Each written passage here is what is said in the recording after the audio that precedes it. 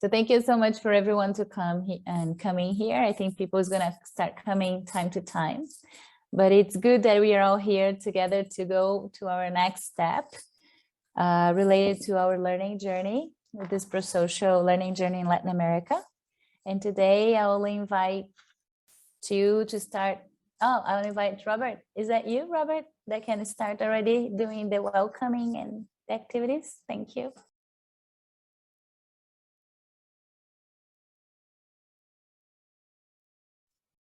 Certainly. Best greetings, everybody. Nice to see you here. So I'm sure more will be arriving shortly. Anyway, let's begin. I just want to share my screen and introduce you to today's topic. So today's cycle is cycle 5, and it's all about prosocial governance. And just so you're aware, this the conversation that we'll start today will actually go over 2 sessions. So we'll begin speaking about prosocial governance today, but also we'll continue in a fortnight's time. So we're going to spread this over 2 sessions. And the aim of this cycle is the focus on creating cultures of mutual trust and collaboration. And what we'll do is we'll consider a set of principles that were introduced to us by a woman named Elinor Ostrom. She won a Nobel Prize for her work in 2009, and I'll be speaking about her shortly. But essentially, these design principles, they represent a set of integrated behaviours that allow any community or organisation to pursue a goal effectively at their local level or at any level in a system, in fact.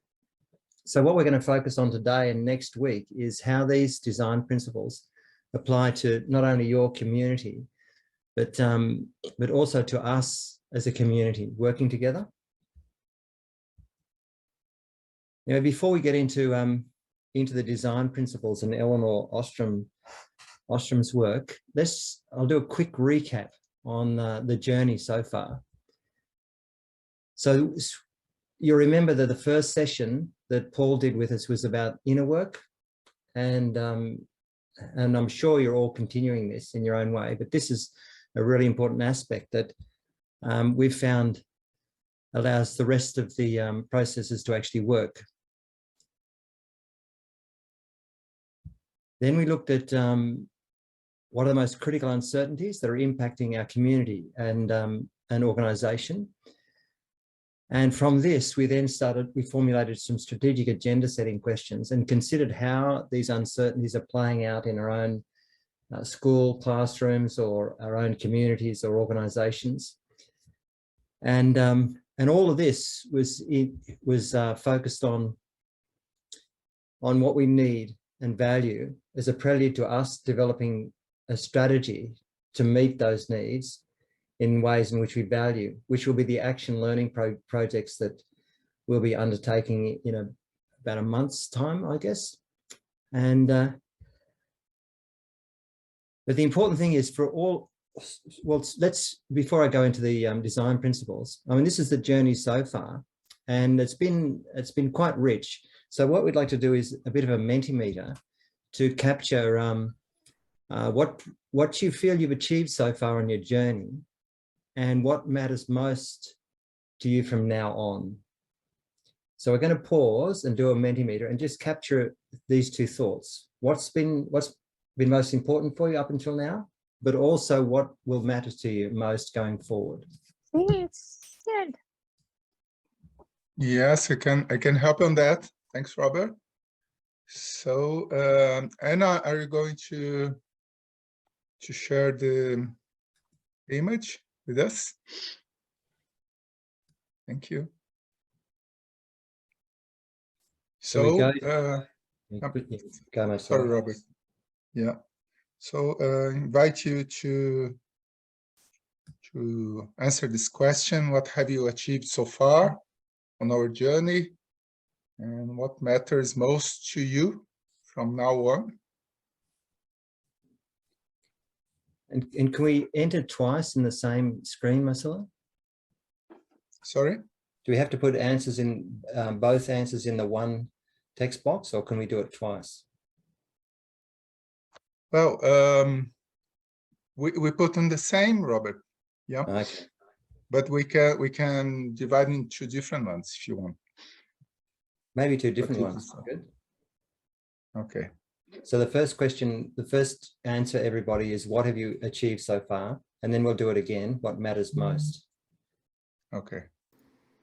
Yeah. Now we've got a new link, please. So just follow the link with the first question. So what have you achieved so far on our journey? All right.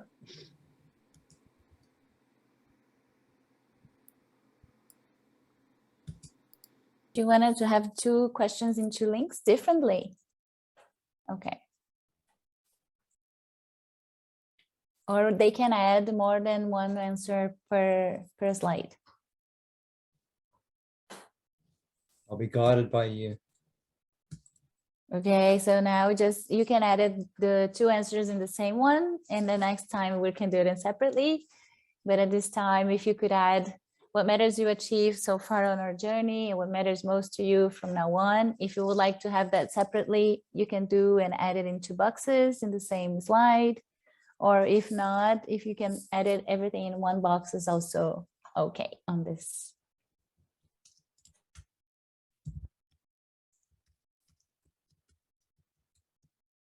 So we have developed a relationship with some extraordinary people who are striving to make the world a better place. Much gratitude. Oh, just giving a reminder, if you feel more comfortable to write it in English or in Spanish or in Portuguese, either way, please feel comfortable to add your answer and your comments in the language you feel more comfortable. And then by the time it's written in this place, I can read it and then the translators can translate it to Robert in English or to all the native speaking English or Portuguese or Spanish. They can hear in the translation set box.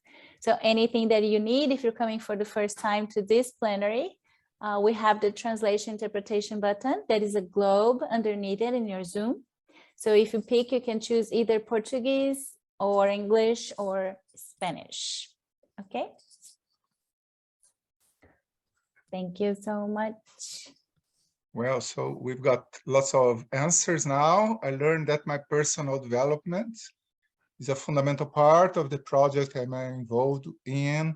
From now on, it's important we continue to support each other so we can tell a powerful story. And Laura Keane put achieved new framework for connecting to partners and asking critical questions in which we can engage. Matters most, company and support interchange. I have learned that listening carefully is an essential part of the communication. And Gail put narrow down our strategic focus areas and started thinking about possible projects. And Gail also being what matters most from the point of view of Gail is being on this journey with all of you. Thanks, Gail. And also, it's important to connect to others in a deep level. Right, so you can keep doing that and appreciate a lot. And ask you, Robert, to invite you to continue, please, Robert. Thanks, Marcelo. So I'll just go back to sharing my screen again. Thanks, everybody. So we've done all this strategic thinking up until now, and we've started seriously thinking about some small projects that we could run, and many of them are very inspiring. If there's a bit of time later, I might invite one or two people to actually speak about their projects. But today, in this cycle, which will continue next week, is how can we create cultures of mutual trust and collaboration? Like, it's one thing to actually develop a strategy and to name critical factors that we have to impact and to do self-development work. But it's another thing altogether for us to get on with each other and the people we're working with particularly during tough times, to achieve important outcomes. And so this is what this conversation is about. And personally, when I was first introduced to this, I found it very, very inspiring. So Eleanor Ostrom, as I mentioned before, she passed away in 2009. Actually, she passed away in 2012. She won her Nobel Prize in 2009. She was the first woman to get a Nobel Prize in economics. And what she did was she and her husband, Vincent, broadly, they were interested in what is going on when people or organizations actually collaborate to achieve common goals. And Eleanor particularly, she was interested in how we go about managing common pool resources. And there was two kind of threads to her inquiry. First of all, in relation to economic theory that is generally used, she noticed that there are some assumptions that she, through her own fieldwork, pointed out weren't actually correct. So economic theory assumes that everyone is actually self-interested and that it's irrational to act altruistically. This theory also assumes that this trait of selfishness invariably results in the tragedy of the commons, the tragedy of the overuse of common pool resources, like we'll overfish our fish stocks, we'll destroy our forests, or we won't look after our land. And so because this theory assumes that we're selfish, and if we're not, and that if we're let to run loose selfishly, we'll destroy everything, the assumption is that we have to rely on markets, privatization, or top-down government regulation to avoid the tragedy of the commons. And I'm sure, I mean, we've had this conversation, many of you are aware of this, but what Ostrom actually found out, in fact, was that people do manage to cooperate very successfully in complex networks and groups and in many different situations. And that in supportive contexts, humans we're actually quite naturally very altruistic. These are some quotes from some of her writing. She explained that the predictions of non-cooperative game theory, which is an economic theory, are roughly supported only when participants in the laboratory experiment cannot communicate with each other.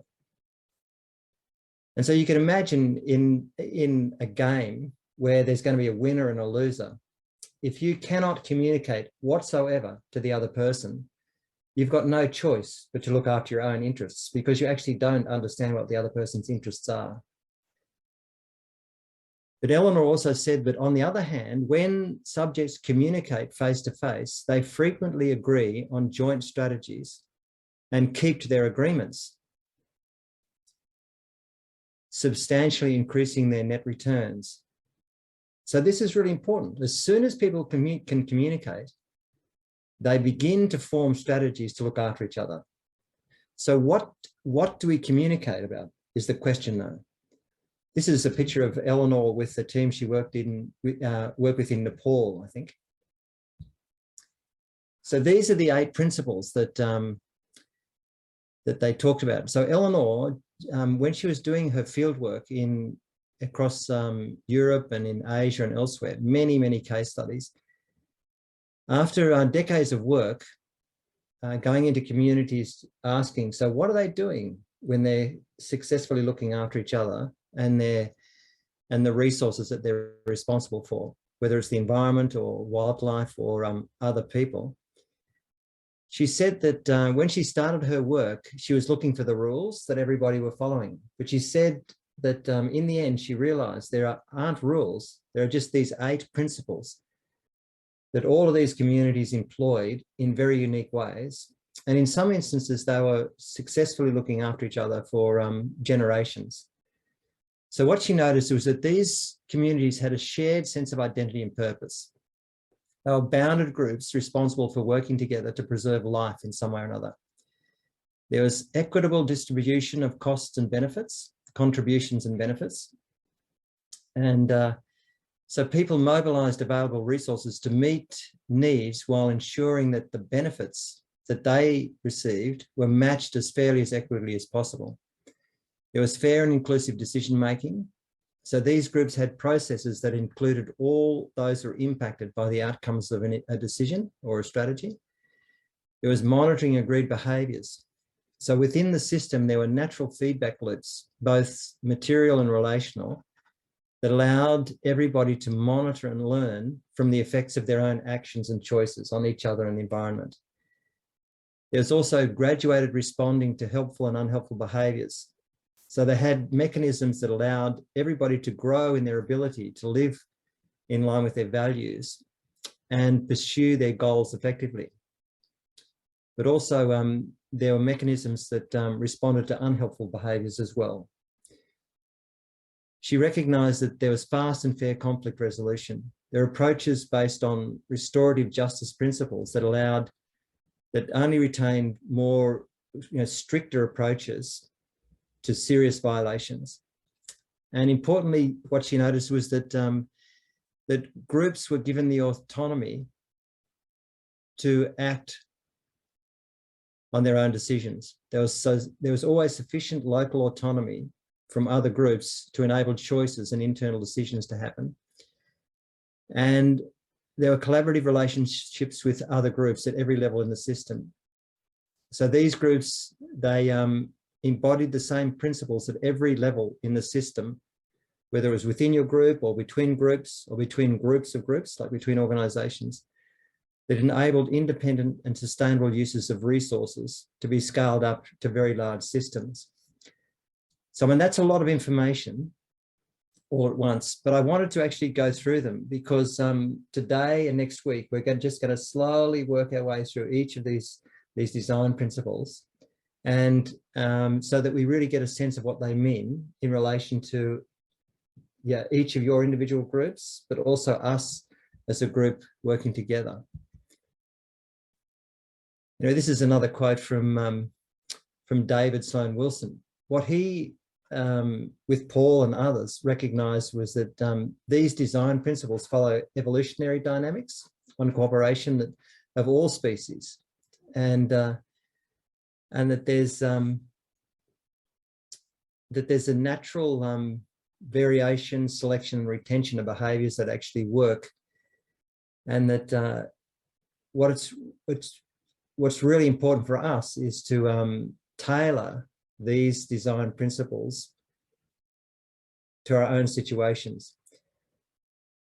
So that's where we're going to go. And just interestingly, these two photos, I think Paul had these in a slide that I saw him use a long time ago. But these firemen, these are from the 9/11, when the Twin Towers got bombed. And as you know, people in situations like that, they act very altruistically. These people gave their lives to save others.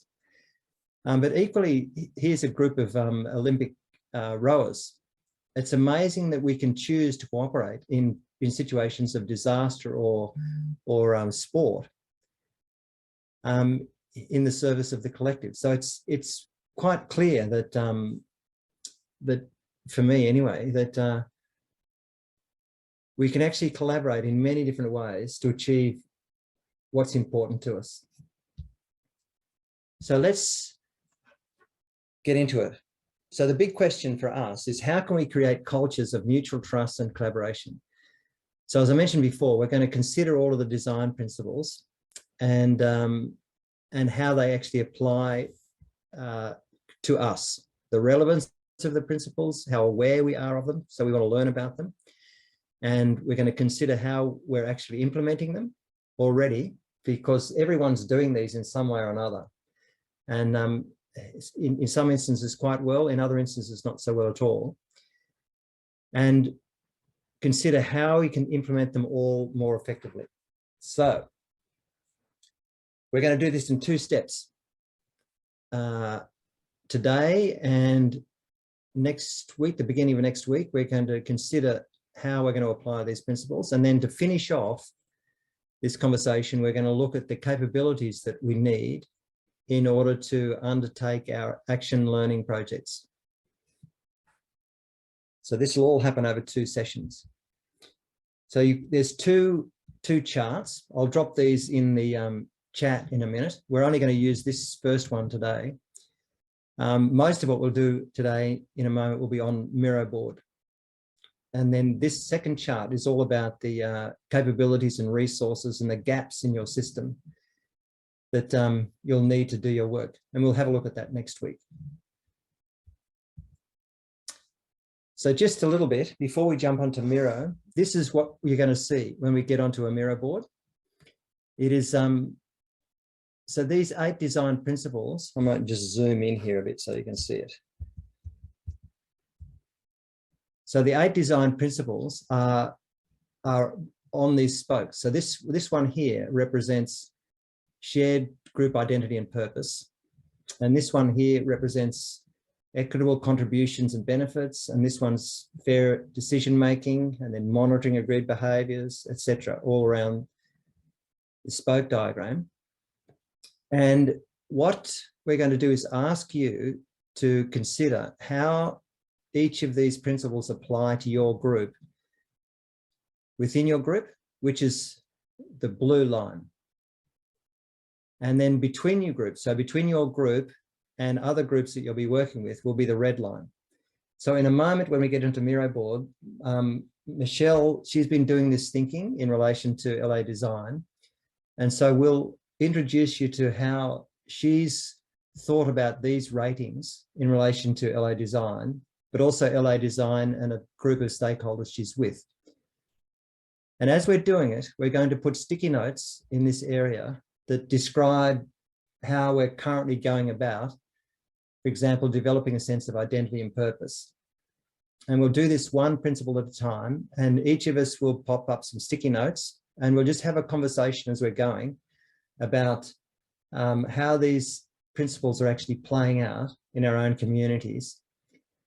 And as we're going to give it kind of an arbitrary ranking. So if you think you and your group, so for example, if Gail and Laura Kim think that they've got a really well-developed sense of identity between themselves and their team, they might end up telling a story about, well, we would give it a rating of about 8.5 out of 10, because if you imagine this is a scale of 10, you'll give it a ranking of about 8.5 out of 10.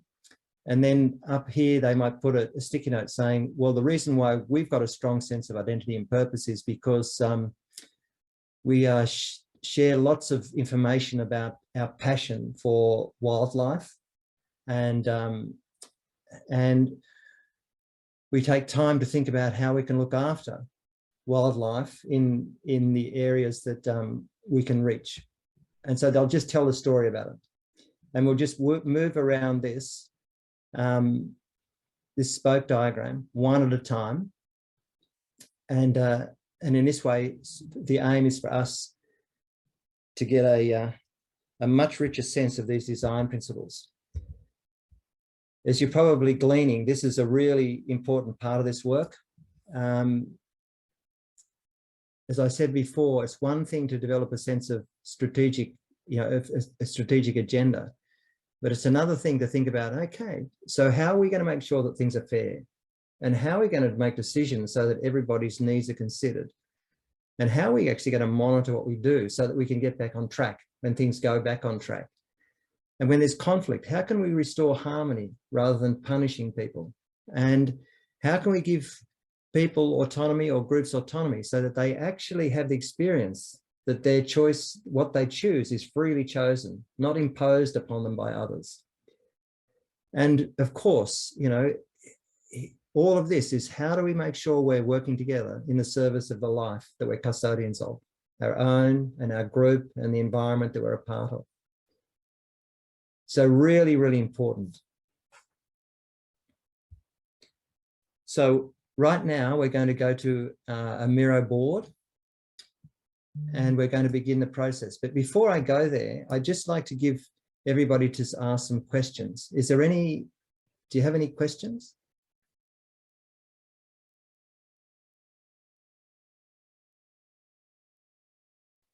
No, it would seem as though we're clear. So let me just bring up the Miro board.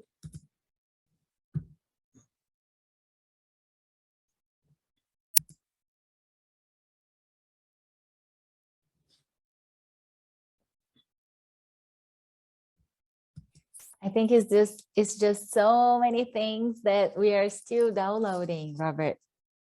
Yeah, Because yeah. for most of us, like I've been practicing a little bit, but it's very little compared to your experience and Paul's and everybody's. So I think it's taking time to time, but by the time we start exercising, maybe we can get and have some more questions. Yeah. Anyone? So I'm just checking the sharing permissions here. Can share the board here, can copy the board content, anyone, all editors, yeah.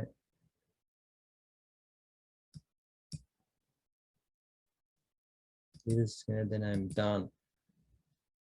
All right, so let's see if, oops, hang on, copy the link.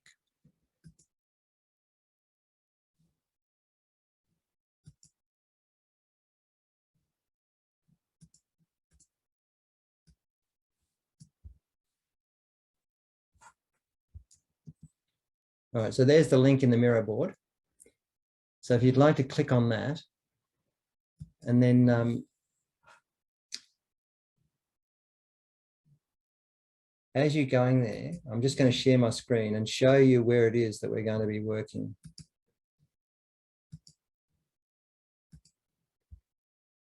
So this is the big board from Zoom right out that we looked at last time. Okay, so the spot we're working is just right in this bit here. So if you zoom in on this,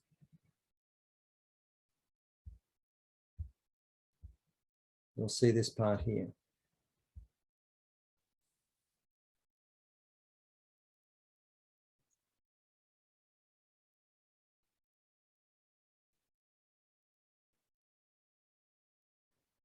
So can you let me know when you're there?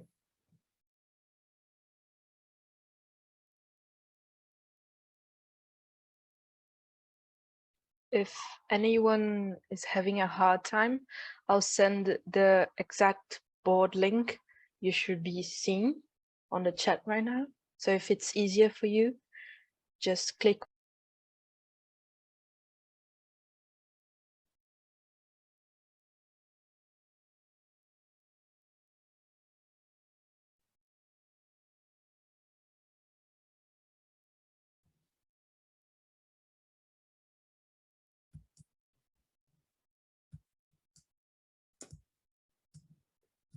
So let me know if you're there.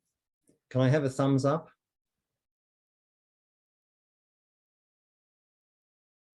Yeah, Gail's there.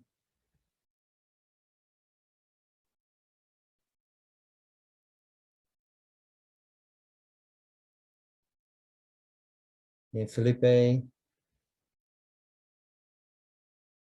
Michelle, yeah. Diego, can you find your way there?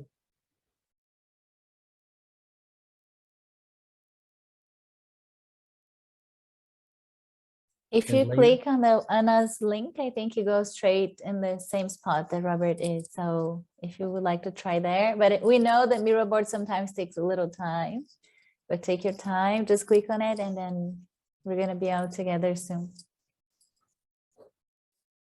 Okay. And someone's just managed to duplicate the background. I might just lock the background.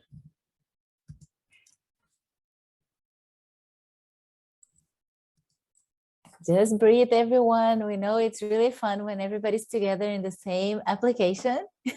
Just like sure we control ourselves with our mouse or our clicks.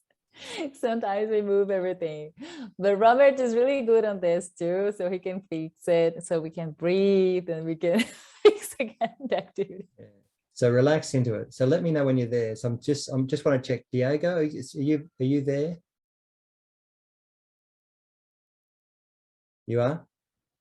Yeah, excellent. Yes, he is. Sí, ya And- estoy acá, se demoró un poco. Yeah, which is gracias. And was Matthias? Matthias was there. Yes. Yeah, okay. And I think, Lena, you're there? All right. So, so if you can zoom in on the shared identity and purpose wedge on number 1. So zoom in on number 1 and you'll see a whole lot of sticky notes there. That's from the conversation that Michelle has had with her people and that she and I briefly spoke about. And you'll notice down in the middle, you've got this spoke diagram, looks like a spider web. So these are the rankings that Michelle did.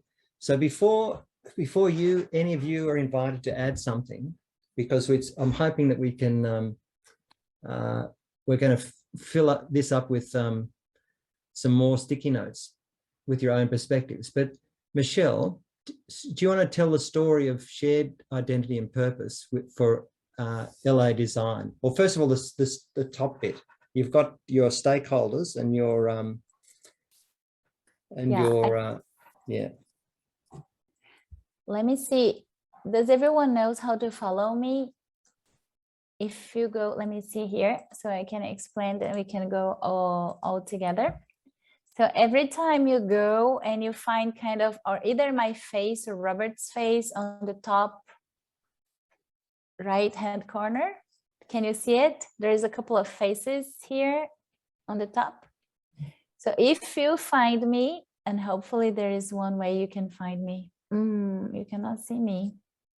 Marcelo, Michelle. Oh, I think you can see. Can you see like Michelle or MT?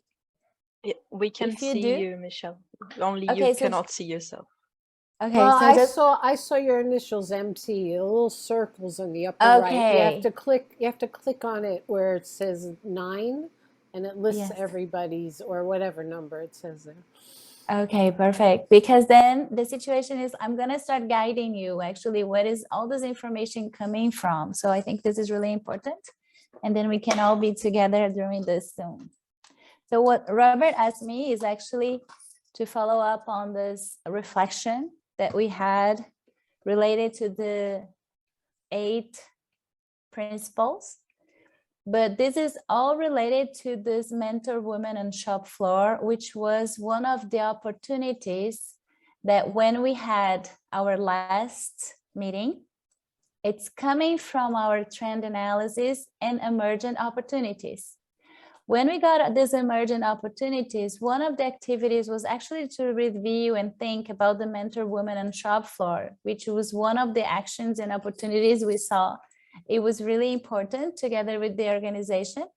And then after that, we decided to organize and reflect about that action related in our 8 main principles. Right, Robert, please let me know after, because just getting from the last meeting, right? Yeah. So when we think about, and I had the opportunity to think about the mentor women in the shop floor, to think about who is actually the group. So my group in this case, it's the LA Design League women. So those are actually the shop floor women who are being focused, and it would be the main like A person like here to think about it and how actually they see themselves into this throughout this whole principles, the mandala. And we have the stakeholders of this activity, which are the LA Design League families. So all the relatives and the people who's connected with them daily. We have the mentoring volunteers who's actually be engaging with them together and during the whole process and what to do. And LA Design founder, which is their leader, and some clients indirectly, right? Because related to whatever they do throughout this mentorship, the quality of the program time and the commitment will be all connected with the results impacting the clients. But at this one, when I was talking with Robert and I was thinking about shared identity purpose, I brought a couple of voices to actually think about in a way that I could think if they were very close and they were sharing identity purpose or not. Mainly the whole mandala, it's not that clear, but, oh, it moves the little one. But it was interesting to see because, for example, in their phrase, when we talk about the women, usually they say, I'm not involved in any self-development activity. I am under depression or something like that. So when we get the idea of couple of the talks and we hear their voices, we can think that one of great opportunity and then one thing that is needed in a positive aspect is we talk about the risks to do with safety, violence, and depression. And we decided we need to help, so we need to get empowered. So this is kind of a collective voice looking throughout the challenges that they have to have a common and shared identity and purpose related to this mentorship of women in the shop floor. Another thing, yes, Robert? Michelle, that's really good. So I'm wondering at this point, let's start engaging others. So the other thing is that you've got a red dot down there. So you gave this a ranking of about what? It was actually around 4 or 5, 4 or 3 or 4. 3 or 4. 1, 2, yeah. 3, 4. It's 4 because I think it moved a little bit. Yeah. Yes. It's about 4. So 4 out of 10. So at Out of this 10. stage, I'm just going to drop this canvas in the chat. So the canvas that we're using is in the chat if you want to look at that. But so I wonder at this stage now if we can do one of two things. If you know how to use Miro board, can you get some sticky notes and put them somewhere around Michelle's and name your group, but also the stakeholders that your group are working with, and then start putting a sticky note there about how you go about developing a sense of shared identity within your group, which is the red sticky notes. And then we'll pick up the conversation with Michelle between groups. So if you need help to put sticky notes, just let us know. Otherwise, please start putting them on the Miro board. I have a question. Yes, Lena. Can you hear me? Okay. The red post-its are for our group, internal group, and then the blue ones are for the stakeholders, but we are not focusing on that right now, right? Yes. Exactly. Yep. Okay. Thank you.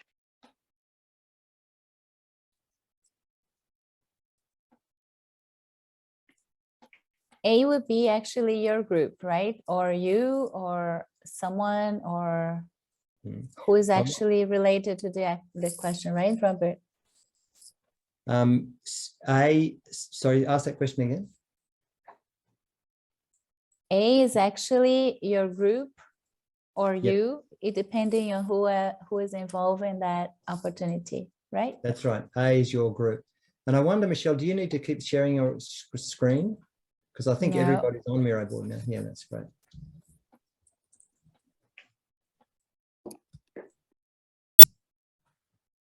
Hola, Lorenza. Welcome. Hi, Sylvia. Welcome. We're just making an activity in the Miro board, which is the link. I'm not sure if you can see it in the chat that Anna just had shared with us. And then you can find yourself in the Miro. And we are adding and making an exercise using the stick notes and sharing with everyone on the screen. That you would see something like that. Then you can pick if you feel comfortable with any post-it. You can just take one for your own organization and start adding what is actually, who will be your group to practice our design principles. And we're just starting here in this activity here up to check how your group is involved in this principle. So Robert, would you like to share a little bit about the first principle with them, just to have a little catch up? Yeah, sure. So it's let's get onto Miro first, and when you're there, let us know, and we can start talking you through the exercise. Can I ask a question, Robert? This is Gail. Yeah, please, Gail, go ahead, because I saw your sticky notes there. Yeah, mine seem to be very vague in general. They're not as specific as what Michelle did. So should we be focusing on one particular of our critical factors, I guess? No, not necessarily, because this is more to do with the kind of opportunities that are emerging, but generally how you behave as a group or an organization, you know, in developing a shared sense of purpose. So why don't you speak to the couple of sticky notes you've put there? Sure. I mean, we basically only have 4 people who actively are working together in the US, virtually, and that's me, Laura Kim, Sylvia, and a guy named Josh who helps us with communications. Yeah. And I feel like we all have a good, strong sense of shared identity and purpose already. Our partners in the field, however, I mean, everybody wants to help parrots, but beyond that, the sense of shared identity and purpose can vary enormously by project. Yeah, sure. So yeah. I'm not sure how to do that one. Well, we'll go to the relationship with stakeholders in the field in a minute. So Okay. at the moment, it's just within your group of 4. So when you've got a strong sense of identity and purpose, so how do you go about maintaining that? Okay, we have weekly meetings. Yep, that's the kind of thing you need to say. Yeah. Weekly meetings, and what's particularly about those meetings enable you to maintain a sense of identity and purpose? Oh, we'll discuss everything from things that have to be done to how people are feeling about things at the moment, to debating, like we've been spending time reworking our mission. I mean, it really varies, but everybody has a say. It's very team oriented. Yeah.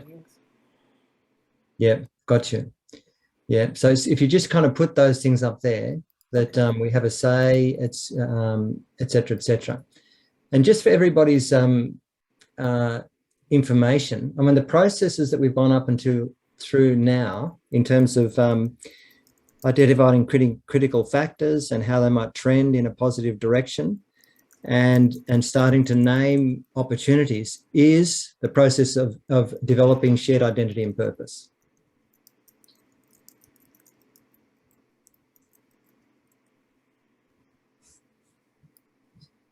So Lena, you put a note there. Do you want to speak to it? Yes, sure. So speak in I your was own thinking that- language. We got translators, so if you want to speak in your own language, go ahead. Vale. Sí, yo creo Yes, que. so I think that. Sorry, I just have to, because it was in English.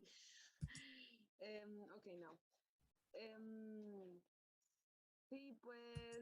Well, so I think that the way in which we share a shared identity is through talks, right? Through talking, through discussions that we have within our organization, for example, with Ricardo. Also, I believe that it's very important that we reflect on the impact that the activities that we could potentially do could have with the community, and the impact those activities could have. So it's a lot about communicating, but also about reflecting in the face of the different, like reflecting on the different activities that we can carry out, and seeing that at the end, once we talk, once we have a discussion about these principles and values, we see that there's a shared identity. Once we talk about these different things, that's when we see that there's a shared identity. Yeah, yeah, beautiful. So it's creating a space to actually talk is really important. Yeah, that's wonderful. And so so we've got Matthias Conviver. Do you want to speak about how you go about developing shared purpose?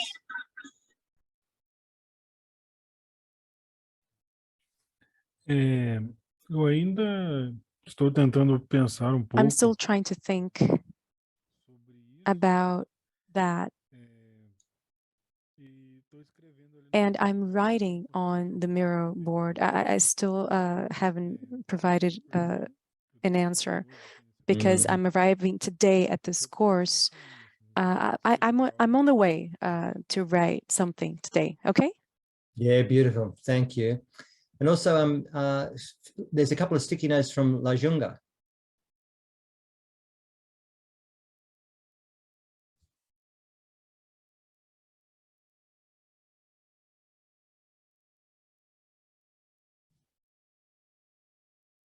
Who's written them?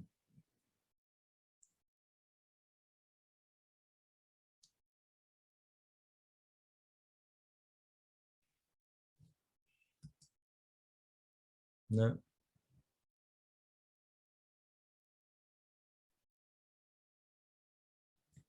I've noticed that Makoni and a few others have arrived. Are there folk online who need to be brought up to speed with what's happening?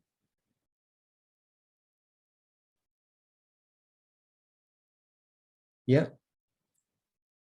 Is that right, Michelle? I can't hear. I think they're just coming, but yes, Marconi, are you okay? Welcome. Sea bienvenido. Very good that you're here. I think he's coming still. And then I will just double check. Sylvia, is it okay for you? Lorenza, is all okay with the activity? It's all fine, or you still need any support and assistance? If it's okay, just like put a positive, like, I know we're now using 2 spaces. So I know people is looking at the Miro board and I'm here in the Zoom. And this is the challenge that we have to connect both. But if you could give me a hand just saying in the positive in Zoom, because I think we can do that in Miro board as well, but I think I cannot explain that yet. Yeah. So if we stay focused on Miro board. So Diego, do you want to speak about your reflections? How do you go about developing shared purpose in your group?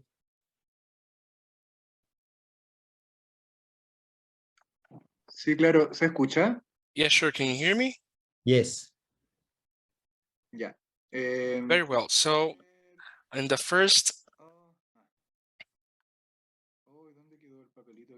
well, where's my post-it? Can you just see? So in the first, regarding the first question, linked to internal participants of the group, in La Jungla, the principles within the community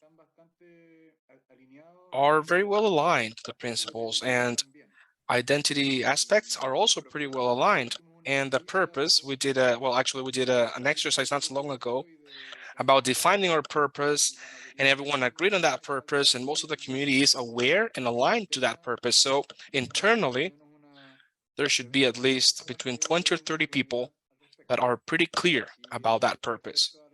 And regarding stakeholders, in La Jungla, we relate mainly with a sports club, a public field, and sponsors. Overall, the purpose is not shared too much because soccer has a lot more to do with accomplishments and competition, and we want to go a different direction. But in terms of identity, we do share aspects more linked to territorial aspects, to what happens here in Valparaíso, in our culture, etc. So that's what I would like to talk about: identity and shared purpose. Yeah, no, thank you. And so just briefly, I mean, you said within your team, about 40, you have a very strong sense of identity and purpose. What kind of things do you do that enables people to develop that shared sense of identity and purpose?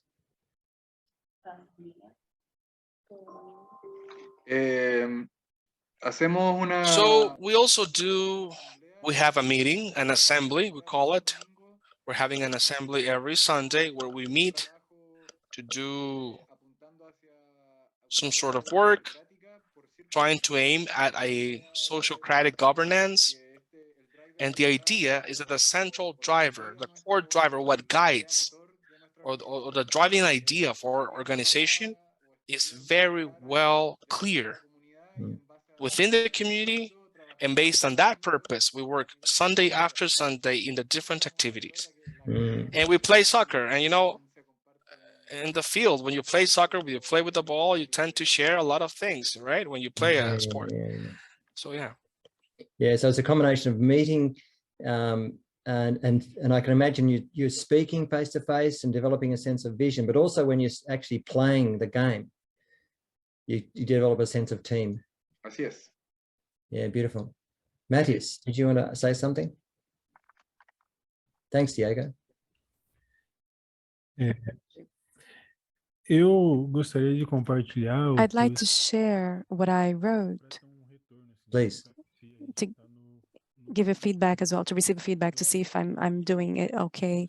I think that our identity and our purpose, which is shared with our group, involves especially the construction and maintenance of positive relationships. And I think this happens in different levels, both from person to person, like our group here that we work together, and also we as a group, as a whole, and our actions outside our group.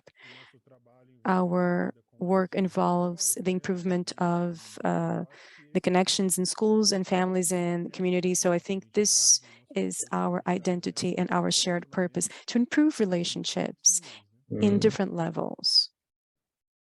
Yeah, beautiful. So there's one-on-one conversations, I'd imagine within the group, but also outside of the group. fora do grupo, Yes, outside the group as well. We have meetings. Another action that we have that involves the improvement of relationships. I put as an example on the post-it, the care.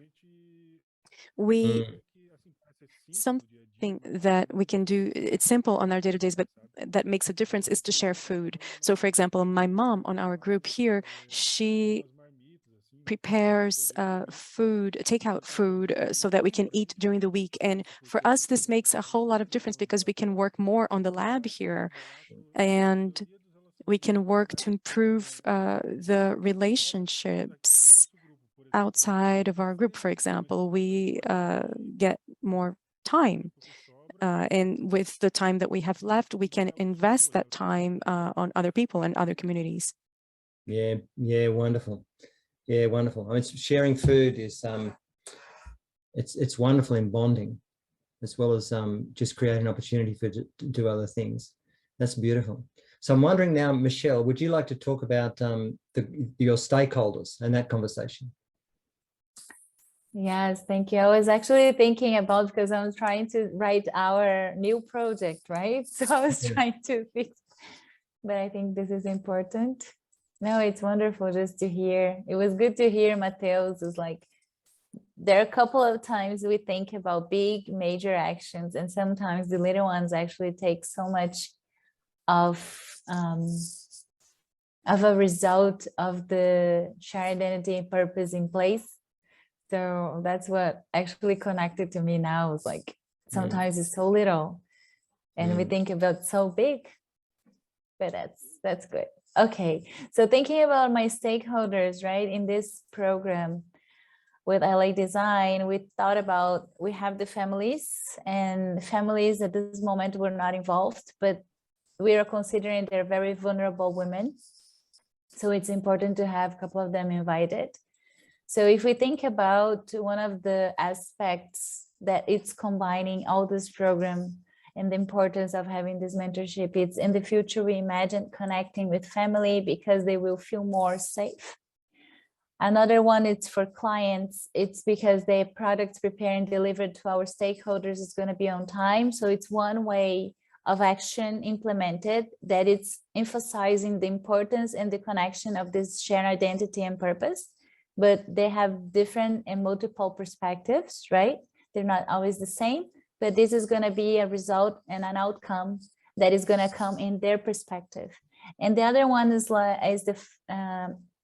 with the volunteers in the mentorship, that they share the purpose with LA Design. So we will be sharing and working collectively towards a common value, which is the empowerment of those women and taking a better cause for them, a better opportunity and responsibility, a social responsibility in place, actually into action. So in their case, they go and they help to mentor those ladies because they truly believe that this way, they're gonna have a different and a better opportunity as human beings in their communities. So when we see those examples, it's actually like they don't have the same way of expressing the sharing identity and purpose, but they all combining and seeing the importance of that and the results and the perspectives that they take. It's according to the needs and the interests that they have, right? So when we did that, this is just an exercise, right? When we took like an average of purpose, we put that in 3, because at this moment, this is not really working, but by the time they got that combined, now we can see in a couple of months if we're actually seeing the results of that principle together. Is that right, Robert? Yeah, no, thank you. And so it's interesting, isn't it? It's like sort of mentoring women on the shop floor, you know, so that they develop a sense of safety and security, particularly, you know, when they're feeling vulnerable themselves. So I can easily imagine that within the group, there'd be a strong sense of support. But when you spoke about it, I heard you talking about how, because within the group, you're becoming stronger and more supportive, then you're becoming much better at delivering your services to your clients. And they're kind of feeling that, the value of that in an indirect way.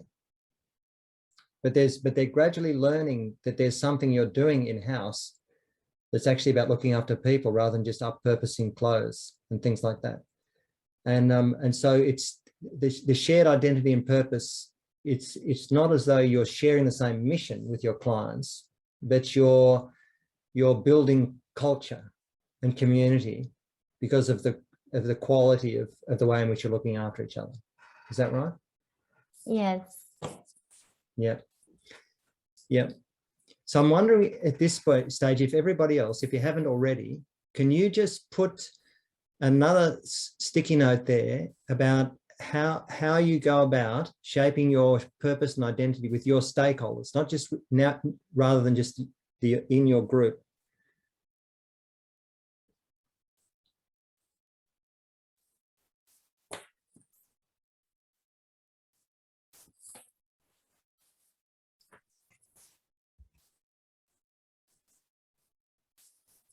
Robert, actually, I'm sharing this screen because Marcelo remind me, people who is gonna watch after, if we don't share it, they won't see what we're talking about.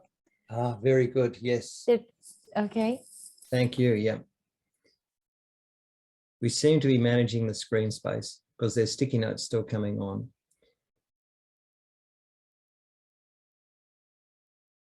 So I'm wondering, I mean, Matthias, I mean, you're putting things there from Convivier. Would you want to say a few things about your thinking?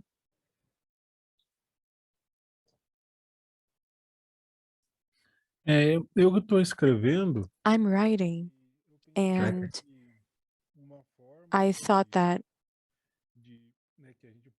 one way in which we can share this shared identity and purpose with other groups is by offering and sharing resources so that people can also work on the improvement of their own relationships. I don't know. I think it's a way in which we have done things, and we believe that this is sustainable, you know? It's better than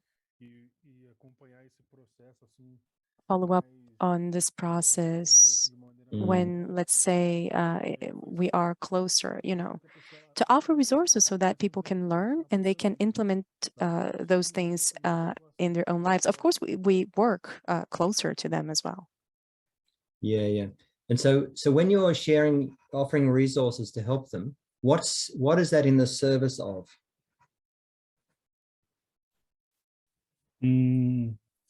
Não entendi a pergunta. I did not understand your question. It's in a service of what? What do you mean? If you could explain further, please. So when you and your people are doing things, what's your mission? What's your mission? Uhum. Mm. You know, we work with different missions, I think. Mhm. A mission on the background that I'd say is to reduce or end bullying and victimization among peers and conflicts, interpersonal conflicts. Yeah. So a mission that we have right off the bat is, as I said, to offer resources so that people can come up and develop their own skills to Yeah. improve the relationships. Yeah. No, I that's don't know brilliant. if I answered. Yeah, no, that's wonderful, because what you're pointing to is how these principles start to interrelate. So the purpose is to reduce bullying and to reduce conflict and to develop good one-on-one relations. And the sharing resources is about principle number 2. So that's the equitable distribution of contributions and benefits. And so it's interesting. So I'd imagine that if you didn't share the same mission of reducing bullying and developing, quality relationships, then you wouldn't give your resources to someone who wasn't doing that. Sim. Uhum. Right. Yes, I think so. Yeah. And so the question here in number 1 is how do you go about developing the mission to reduce bullying and to develop quality relationships?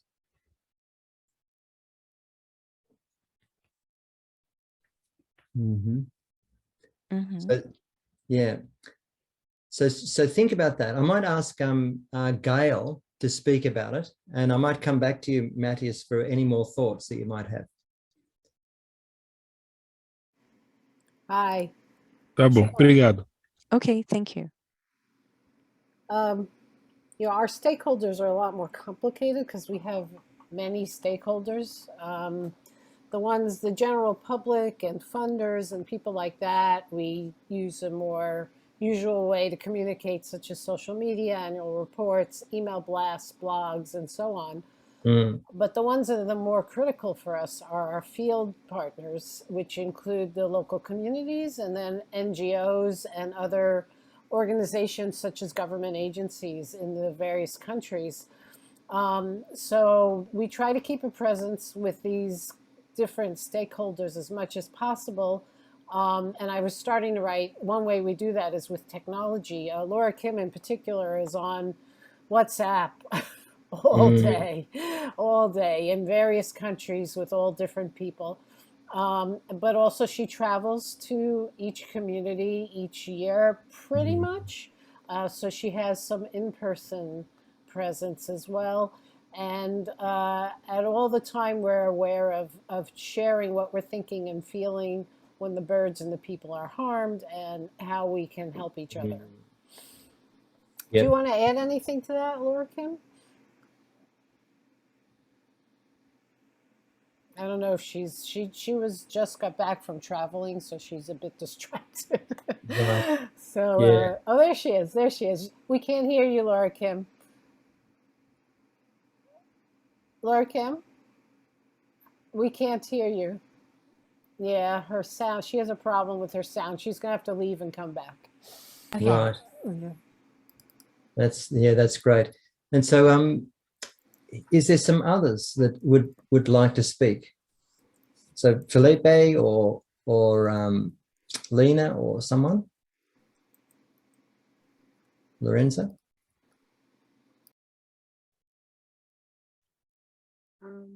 Yo puedo hablar de lo que escribí.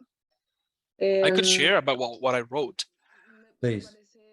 I think that it's a little bit difficult and to think about this and to try to find that shared identity with stakeholders. I think it's a little bit hard because it's the part of the process in which we are currently in. However, thinking about it, I think that when we analyze the motivations of the different stakeholders, when we analyze their motivations, we could go a little bit more in depth of what is behind each one of those motivations. And maybe we could find that there are similar things.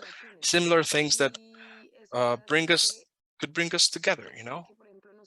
And it might be that we can talk in that exact language of the stakeholders and what motivates them. For example, maybe what motivates them is for their community to grow. So communication could be focused on that. So that everything that we talk about can be aimed at their community to grow with the activities that we can both carry out, for example, basically identifying their motivations.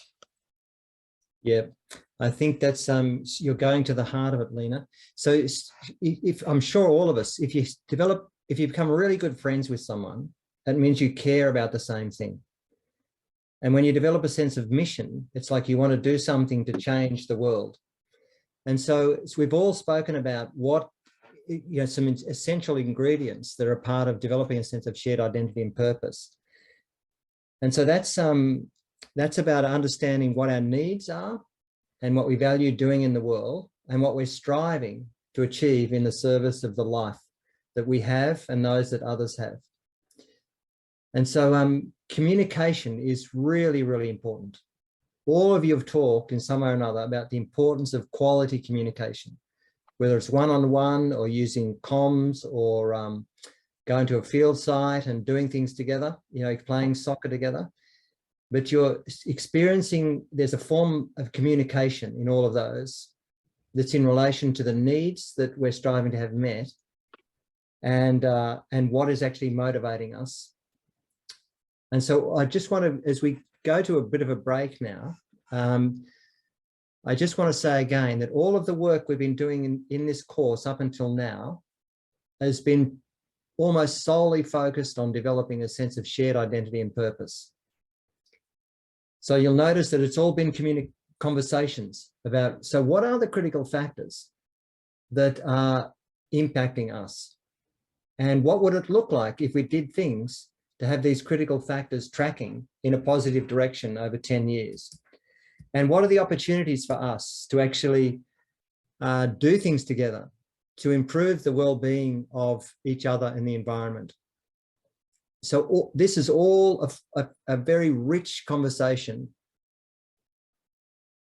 And I would hope that all of you, as a result of having these conversations amongst ourselves, but also with your peers and your friends, you're developing a sense of mission and purpose.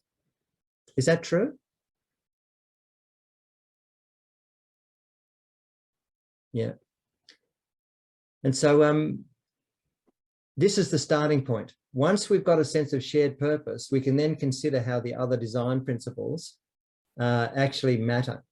So let's take a break now for 5 minutes, and then we'll come back. And we'd like to then have a quick look at all of the other design principles and see how they actually integrate together. We spend quite a bit of time on this one, but we're going to spend a bit less on the others, because I think now we've got a sense of the way in which you can have this conversation. So I'll see you in 5 minutes. Okay, thanks everyone.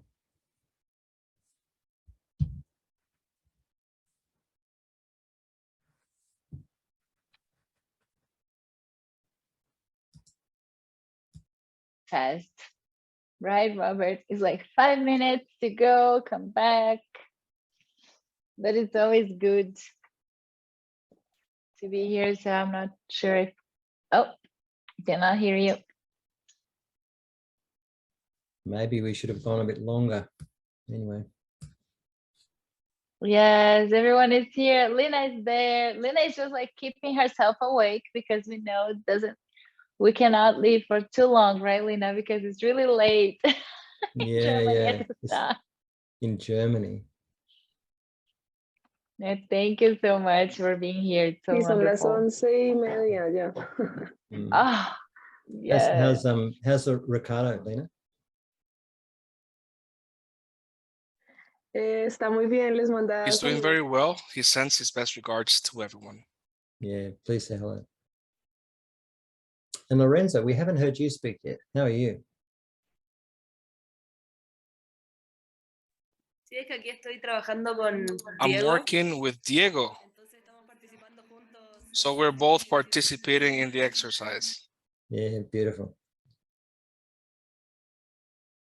And there's a wonderful message from Laura Kim. I'm not sure if it's working her sound, but it's beautiful to read. I saw that. Yeah, that she would like to add that the shared identity comes a lot through the relationships we have with the birds. The birds and the forest ground is in who we are as humans and why we're working together. It's just beautiful. That's a beautiful purpose. Yeah. Yes, I think people is here, but they have their camera closed, so we're just getting back on track. Yeah. Oh, beautiful. Thank you, Jose. And Jose is also translating to Spanish, the chat. I think this is really important. If you do have a chance also, Carol, I know this is an extra thing, but if you could translate it and put in the chat in Portuguese, that would be wonderful. Then we can share a couple of the beauties that are coming and the gifts that are coming on our chat. Okay, so let's jump back onto Miro for about another half hour, and then we'll spend the half hour after that kind of winding things up.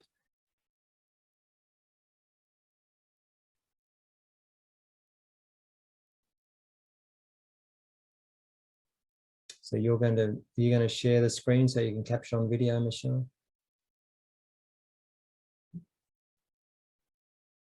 Yes, I'm just fighting with my screens, but the Miro board is coming soon. Yes, it's here. And I was even thinking, Robert, I would love to see, because for all of you, I'm also practicing, right? And having the opportunity to learn as an organization. So I put here from our new organization that we're having at this moment. And I would just like to hear a couple of your feedback if this is close to what we've been thinking. Yeah, please go ahead, Michelle. Speak about what you've been doing. Yeah, so I was thinking, like, actually, the group actually would be the couple of the indigenous people who's actually engaging in this new tribe that they're taking care of a new piece of land. So I was thinking about that for themselves, as to take care of their land, keeping ancient values, and develop a sustainable way of living, because the indigenous issue in Brazil, it's not sustainable. They live on donation and on trying to be supported by the government, but this is not really working. So this is one of the things that I think it's their main shared identity and purpose. And we've been talking with the professors and also some other volunteers. And I think one of the main purposes that we're all together is actually basic human rights implemented in place, like basic human rights in place. So right of food and the land, and actually having this value of dignity of the human beings who are involved in this program. I'm not sure if this is okay, Robert. Yeah, no, it's good. So I think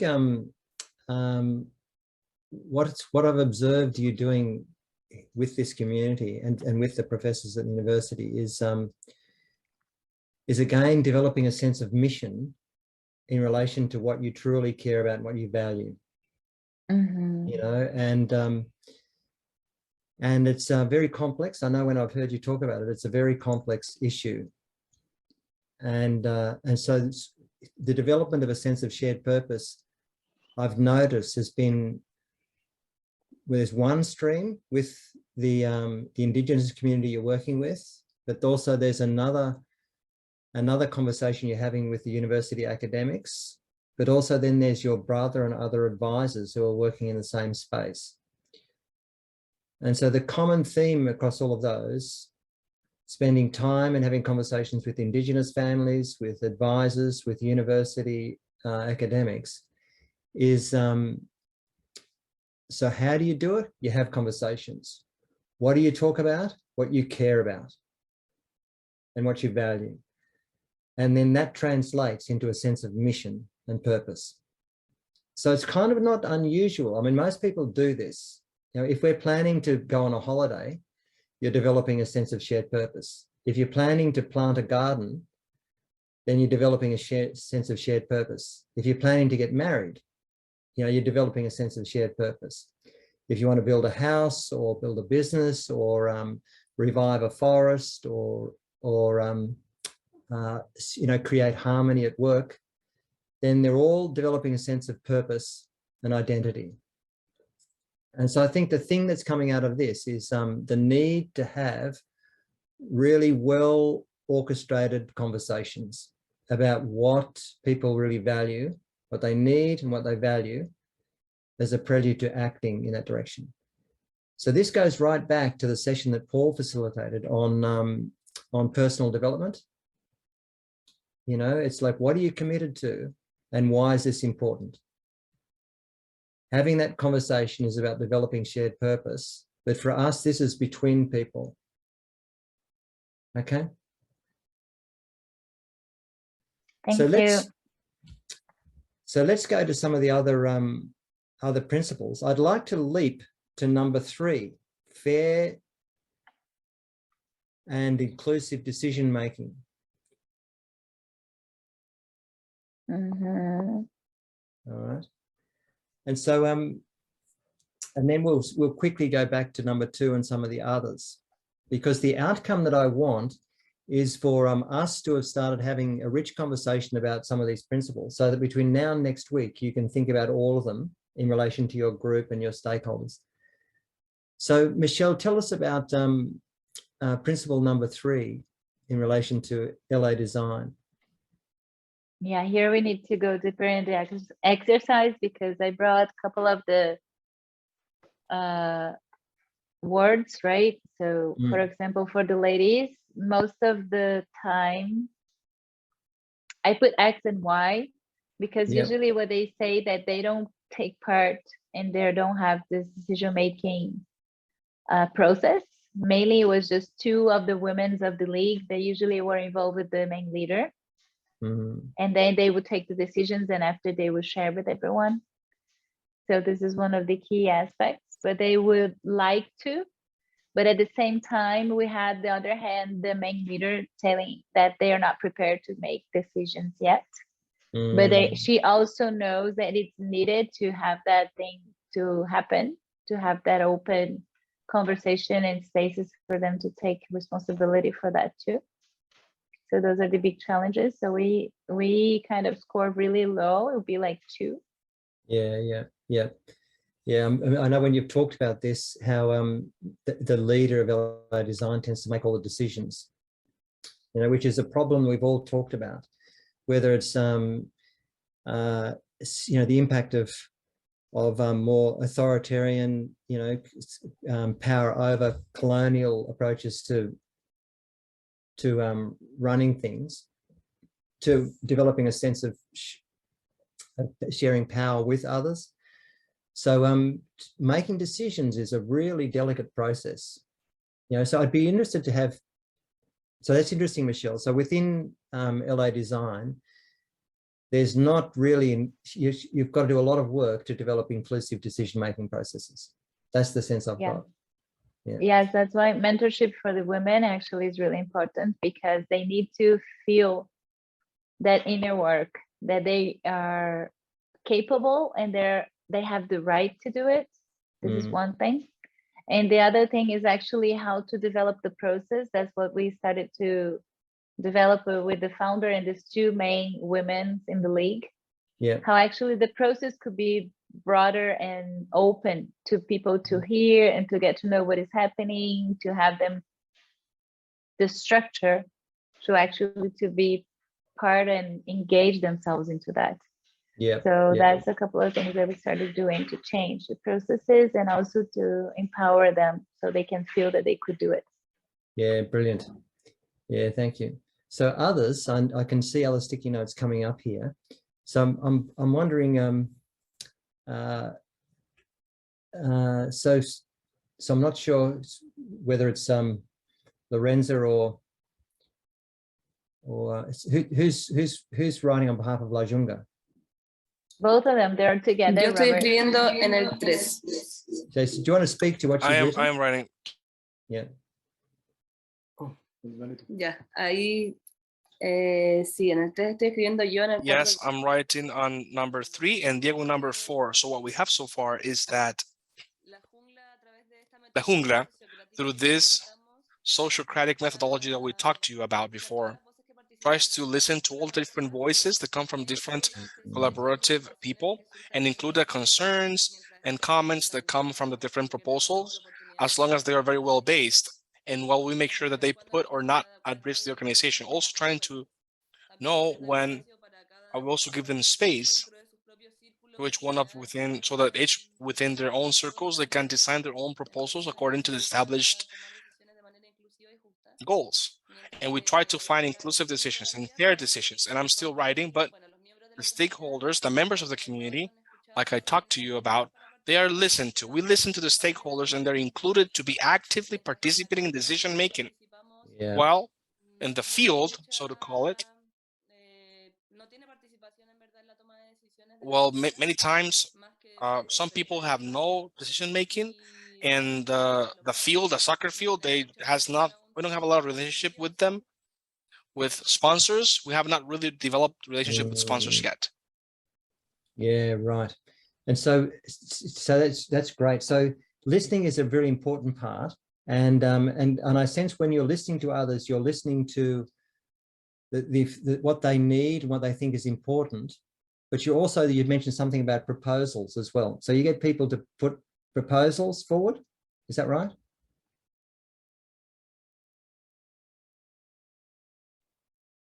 Sí, nosotros establecemos. Yes, that is correct. We establish a core objective, we call it. And based from that one, we establish, based on the needs that we've seen in our trajectory, we establish 5 circles of culture, resources, league, trainings, and communications. And these circles, based on the core objective, they need to make a proposal how they're going to take care of that objective. And they openly and freely propose what they're going to do to work for their objective. Yeah, that's wonderful. So each circle, they make their own decisions and then they share those decisions with each other. So that's coordinated between the circles. Una vez que generan la propuesta, once that they have a proposal for each circle, this proposal needs to be accepted and needs to be agreed by the rest of the circles and the core team. And in that process of agreement, we need to listen to objections. Like I mentioned before, for example, someone might think that it's not worth it, that this is putting the community at risk. Someone might agree, someone might disagree. Some people might communicate concerns. That it does not mean that the decision is stopped or the proposal is not accepted, but it's just something to take into account in case something happens. So there's a process of agreement, and or maybe everyone just votes yes and they just push forward with the agreement, and or there's an objection. So we need to listen to different arguments. We need to include those arguments as well to improve the proposal based on people's concerns from different circles. Yeah, no, that's brilliant. So it sounds like it's you're using a process based on consent rather than consensus. Like if people are happy and there's no objections, you tend to go ahead with the proposal. Is that right?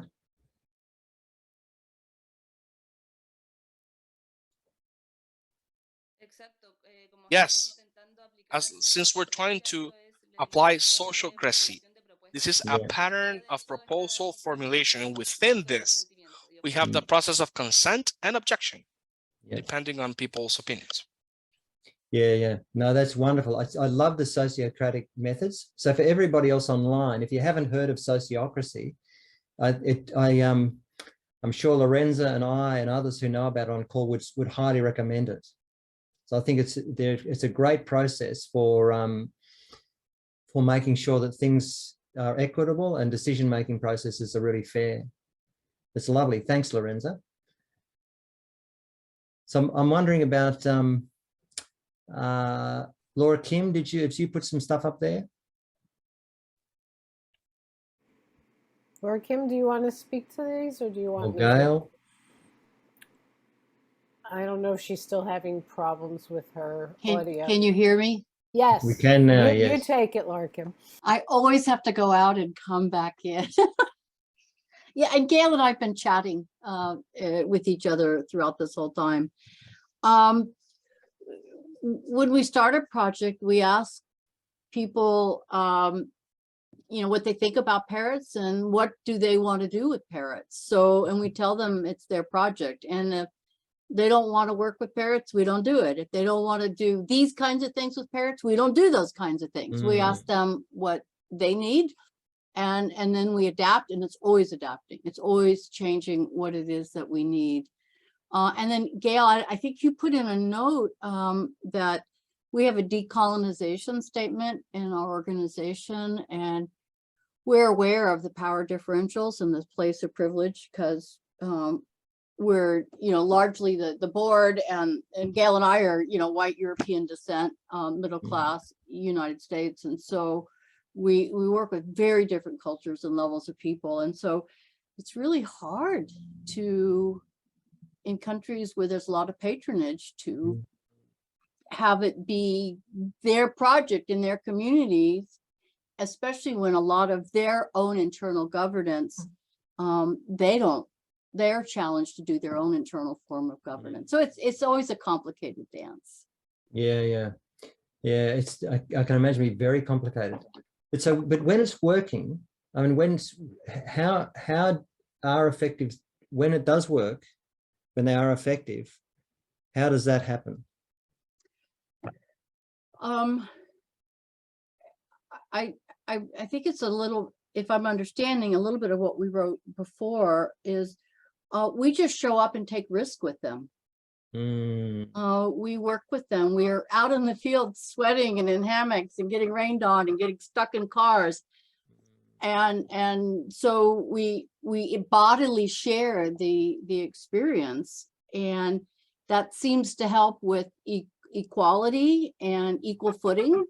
And we also don't make decisions without them. And so our the indigenous community in La Mosquitia, I just say, what do you want to do? We have a problem. We don't have money for this. What do you want to do? And then they asked me, well, what does the doctora want to do? And so we work it out together and use each other's wisdom. And we also tell each other that we love each other.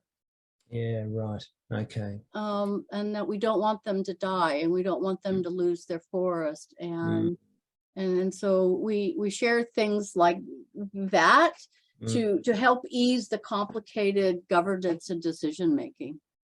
Yeah. No, that's brilliant. So it's similar ideas to what we just spoken about before, but in a much more kind of organic way. That's what I'm hearing. It's like you really get together and talk about what you actually care about and what you actually love about each other and the birds, which then leads to action. Yeah. Yeah, there's a lot of time to talk when the truck is in 2 feet of mud and you have a flat tire.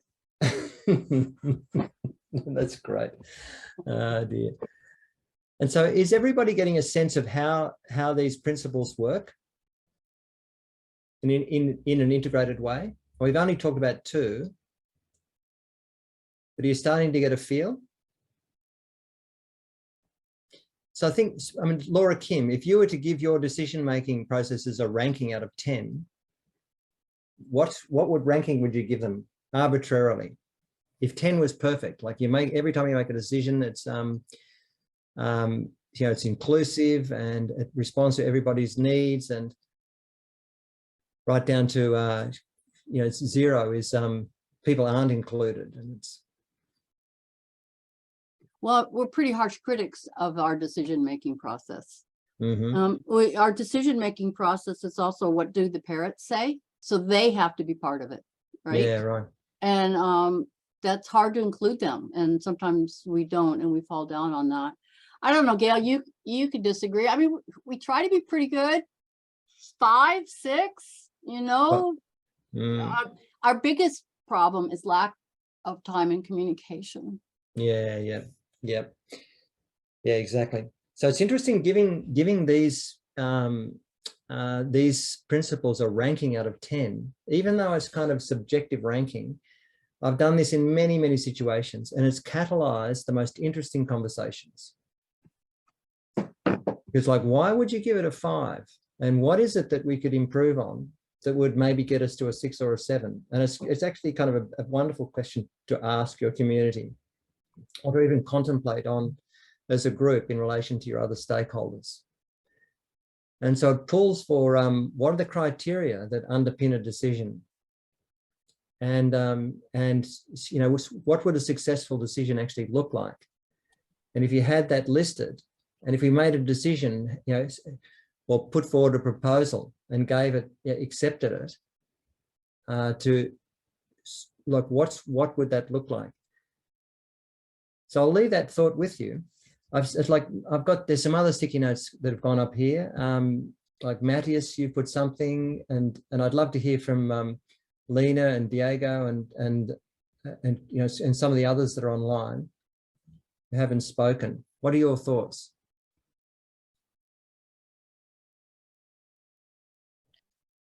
Yo escribí. I wrote down that. ¿Me escuchan? Sí, no Can estoy you hear segura. me? Yes. Yes. Yeah. Sí. Okay, vale. Okay, so what I wrote down is that maybe we can create a shared responsibility, which is a little bit what you were talking about before. But also, I think that making inclusive decisions also includes having an understanding, a similar understanding of things, like a common understanding. That's why I wrote down creating a glossary jointly with the different stakeholders, for example, with the group itself or with another stakeholder, so that the terms that are being used mean the same for all, and that everyone understands exactly what a certain term means, so that the whole scope of stakeholders can be on the same page. And that includes being transparent as well at all times. Yep. Yeah, beautiful. Yeah. I'm sorry, Robert. Thanks, Lena. And Matthias, what are you? Hola. Oh, please, sorry, go ahead. Oh, Sylvia. sorry. Silvia, ¿puedo hablar? Sí. Oh, Puede, Silvia. I'm sorry.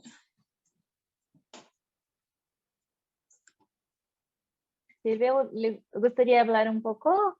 Sí, en español puedo hacerlo, Michelle, ¿ya? Sí, perfecto. Sí, puedes. Sí, va a okay. ser Sí, Vale, gracias. dale. Gracias, Michelle, Robert. Thank you, Michelle and Robert. So, Silvia from One Earth Conservation. So, I was just listening to Lena and looking at the exercises, the work on the previous session, although we are different organizations or projects. In the case of my organization, I agree on something, which I think that communication is a priority.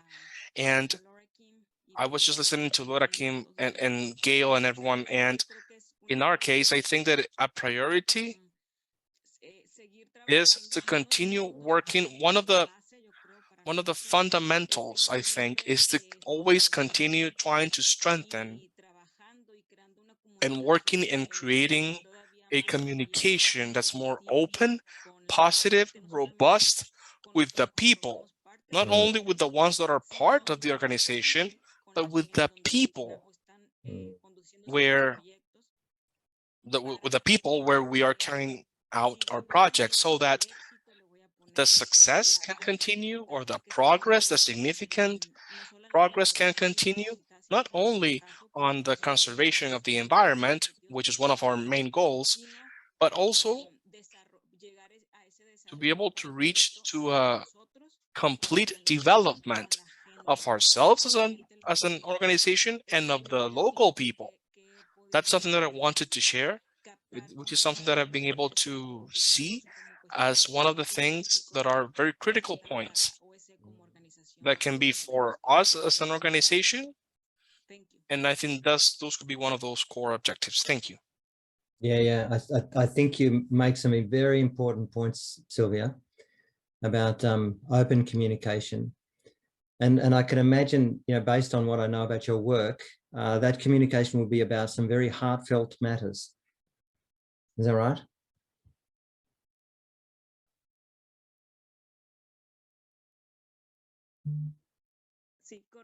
Yes, that is correct. Thank you, Robert. Yeah, beautiful. Thank you for listening. So I'd like to kind of zoom back a bit now. And so I wonder now if I can share my screen, Michelle.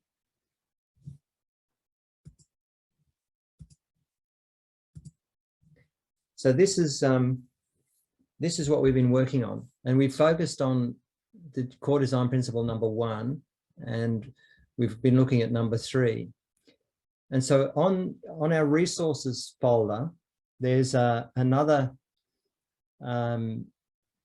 section of the workbook on each of these design principles.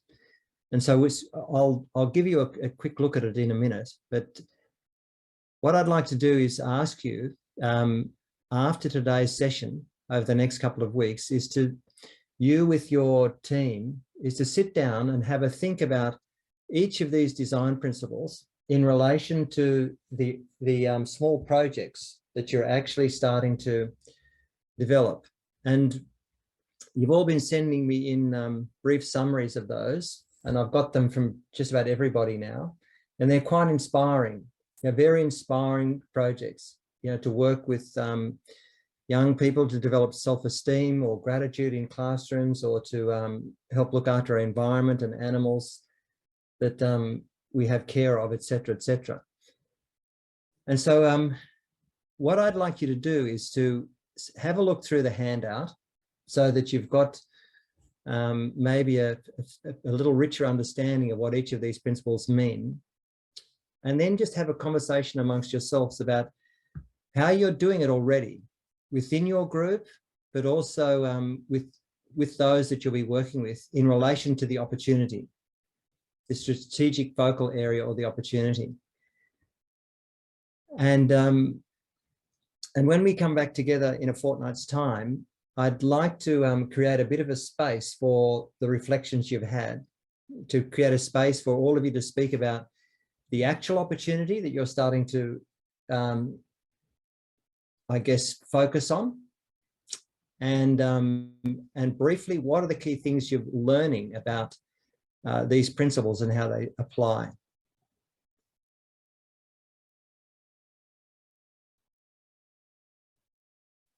Is that clear enough? Is there any questions at this stage?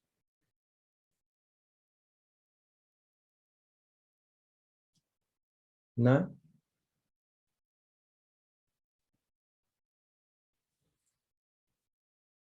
So let me just stop sharing that. And I'll go back to another. Robert, disculpa, ¿podrías repetir, porfa, cuál era el ejercicio? Que no entendí bien. Robert, can you please repeat the instructions, please?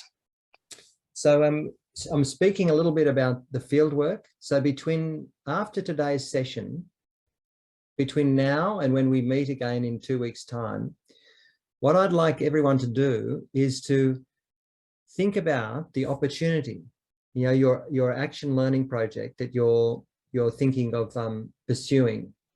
So I know Lorenzo and Diego, I got your little report yesterday, and Diego, you spoke about doing 2 things in your report. So do you want us to just say a few words about those 2 things? Sí, lo que ocurre es que Yes, what happens is that a critical factors that we had mentioned within our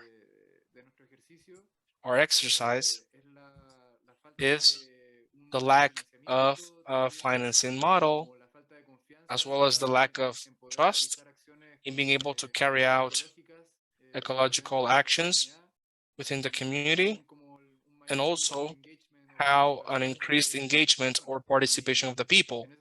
And in that sense, we stated a project that we have in order to carry out a league that proposes the concept of zero trash within the community or the city.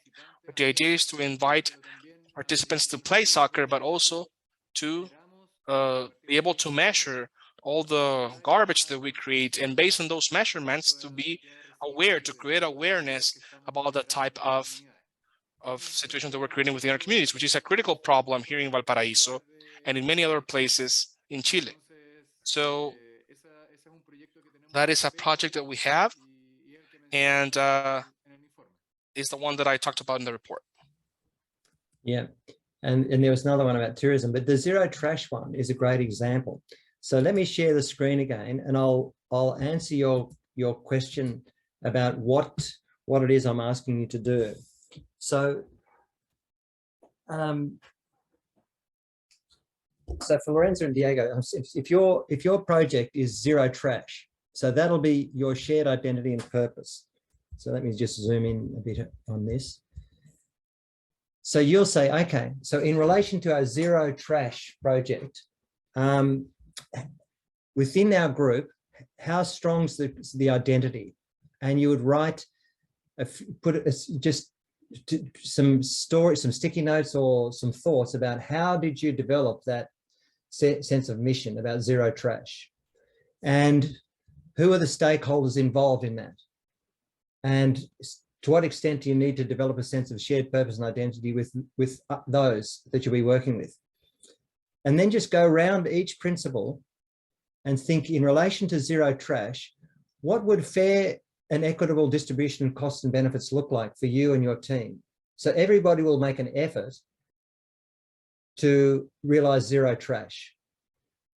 You know, there'll be sports games, or there'll be some kind of exercises where you'll be going out and cleaning up trash, or you'll be communicating to people about less trash. And so how are you going to make sure that it's fair, that everybody that gives something to the endeavor feels as though their contribution is fairly rewarded?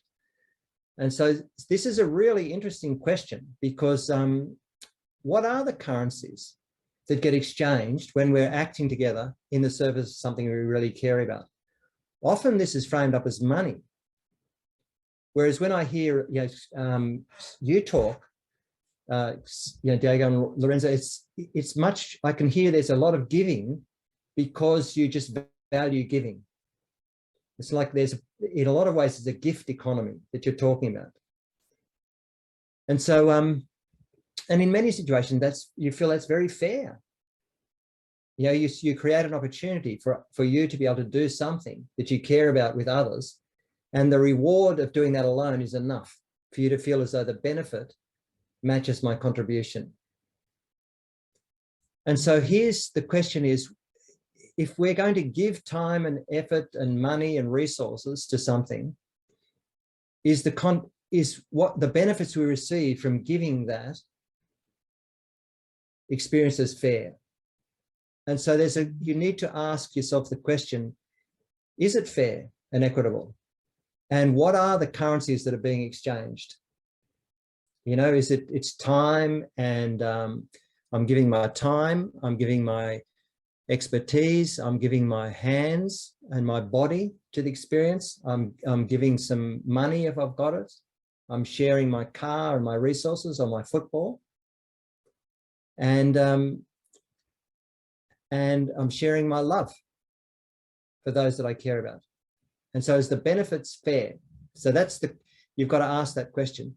And then the decision-making processes. I mean, already, Lorenzo, you spoke about sociocratic principles. Then you ask, okay, so in relation to zero trash, how are we making decisions? And is everybody included? And then the monitoring will be, okay, in relation to zero trash, what do we have to monitor? And so I'd imagine you would be monitoring things like, you know, your time, if you're going to meet on Saturday morning to actually go and play a game of football and then go and do something to clean up some trash, then there'll be a way in which you'll be looking after each other. So one form of monitoring might be, oh, well, Lorenzo, you might actually go and wake Diego up with a cup of coffee in the morning so that he's fresh and ready to actually go. And or you might call your friends, you know, to make sure that you're going to meet at the right place. That's a form of monitoring behavior. Other forms of monitoring you might have put in place monitoring to measure how much trash you actually clean up. So monitoring can be formal monitoring systems, or they can be quite informal monitoring systems to check to, you know, like if you meet after an event and you do a debrief, that's a form of monitoring agreed behaviors. So to imagine Lorenzo and Diego, after you've done something, do you actually does your team come back together and do a debrief of what you did?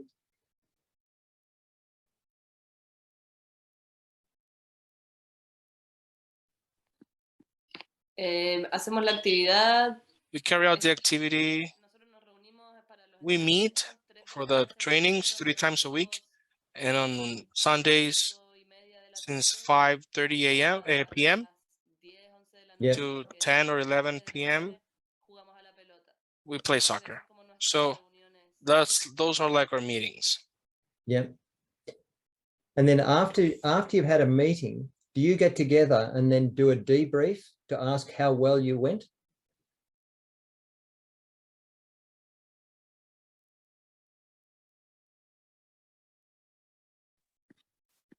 Cada semana, each week, in each session, we do a recap of how we've been moving forward and what's the progress and what's the commitments that we've made. Yep. So those recaps are a form of monitoring agreed behaviors. But also in the session that Paul did on self-development, you know, where you're actually tracking your capacity to act in line with your own values is a form of monitoring your own behavior. Am I choosing to act on what's intrinsically important to me? So between now and next week, the invitation is for you and everybody in relation to your chosen opportunities to think about what are the monitoring processes that you naturally employ and what might you like to try to improve how you're monitoring things within your group, like personally within your group, but also between the groups with your stakeholders. But also the question is, you know, how do you respond to helpful, how do you respond to helpful and unhelpful behaviors? Which is this one down here. And so very quickly, Lorenzo, when someone does something that's not very helpful, or they do something that's really helpful, how do you respond to that?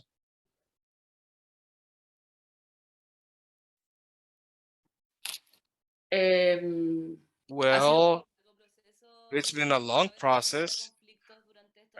Conflict resolution in 2 years with this community of 140 people and with deep relationships. Sometimes it's hard, but nowadays we've been applying surveys and trying to keep conversations, active conversations about how we solve conflicts, what happens when we try to coexist, you know, to get along. So we try through communication. And we also have that generation of proposals on how to solve conflicts. And when someone contributes a lot, on the other hand, when someone contributes a lot, it's the same thing through communication. I don't know if Diego has something to add. I think that, says Diego, that there's communication specifically on positive aspects to thank them, to value what they did, to motivate what they did, to acknowledge their contribution and behavior. And those behaviors that are not helpful, we have developed different ways of addressing them. Maybe, for example, It can be through digital messages directly, for example, or where when these are sensitive things that we are dealing with, there are processes of mediation where we address those problems and try to solve them. Yep. And in the field itself, during the soccer game, there's a yellow card, sometimes there's a red card for behaviors that are not helpful.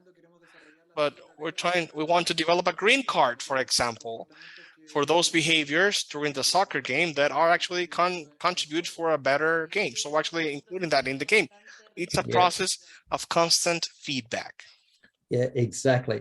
So you're speaking to these principles, these 2, 5, and 6, beautifully.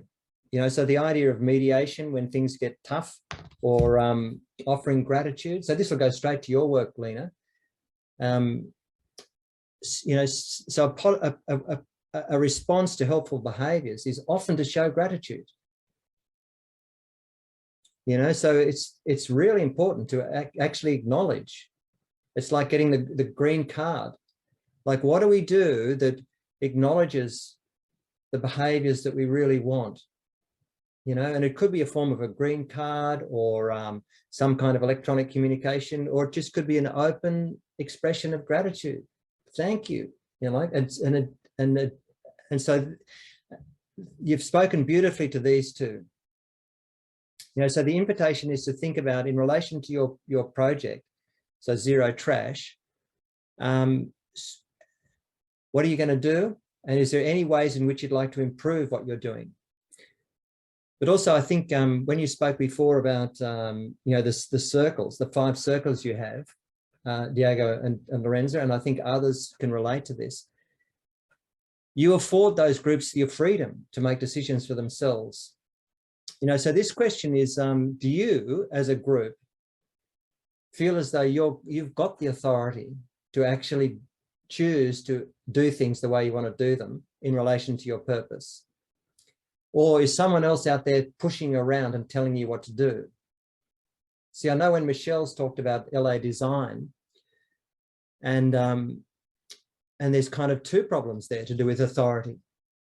Like, one is just the cultural problem, because a lot of these women are experiencing violence at home.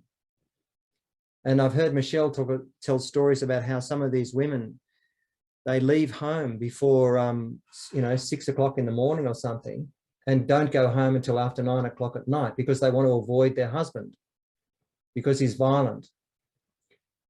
And so in that situation, the authority is actually really abusive, and it's over others. And when Michelle's spoken about this community, the woman in charge who's founded this organization, that's been her history. So she's grown up in a family where she's experienced abuse. And it sounds as though all she's learned to do is do what she's learned in the past. So this kind of centralized control, and she tries to make sure things happen the way she wants them to happen. Even though she wants good things, it's still exercising a method that actually hasn't worked in the past. And so the mentoring program is really pulling for, well, what does it mean for us to actually share our power and authority with others instead of over others? And so this is for us as people working together, or as communities. So the power with rather than power over is a huge consideration. And then this one here is like collaboration with other groups. This asks, in relation to the other principles, 1 through to 6, are we doing this at every level in the system? So within our group, do we have a sense of shared identity, and are things fair, and are we making decisions together, and we are monitoring what we want, and are we responding in appropriate ways? But also between groups, so you're doing the same 6, 7 things. And then between groups of groups, you're doing the same things. So this asks, are we implementing these other principles at every level in the system? So your field work is kind of going back to your question, I can't remember who asked now. Was it Lena or Lorenza? Anyway, whoever asked. So your field work is for you with your group to ask, what are we doing? These questions here. What are we doing when we are performing at our best as a team? What do we do? What do our best relationships with other groups in the system look like? And how are you implementing each of the 8 core design principles within your team and the system you're a part of? And so I'll just put the link in the chat in a minute to the resources folder, but also you can access the Miro board, because there's other boards that you can actually, you're very welcome to use for yourself, or you can make copies of them. But what I'd like you to do between now and next week is to have this conversation amongst yourselves and come back next week ready to tell a story to all of us, so we can hear from each other about your project and what you've learned about these principles. Okay?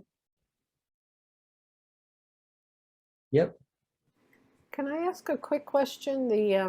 This is Gail. The Please. center part, I know we're supposed to rate each thing, but there's a red and a blue, and like Michelle had green and red. What do the 2 different colors mean? Yeah, very, very good question.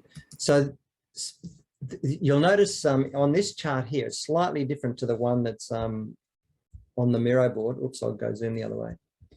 You're down the bottom here, you've got scroll. So let me just change the view on this.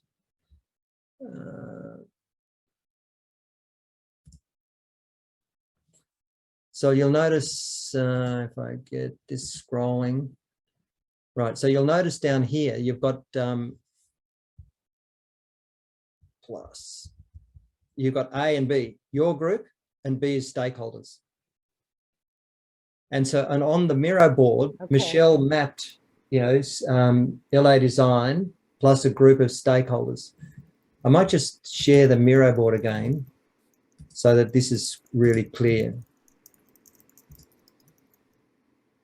So for Michelle, A is your group, and for her was LA League of Women, and B was stakeholders, which included the League of Families, the mentoring volunteers, the LA Design founder, and clients.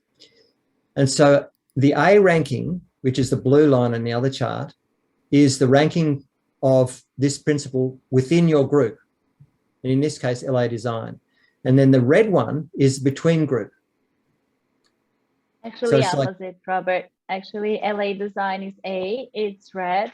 So the Yep. Post-its and the dots in pink and red or something, it's actually the group. That's LA Design with League Women.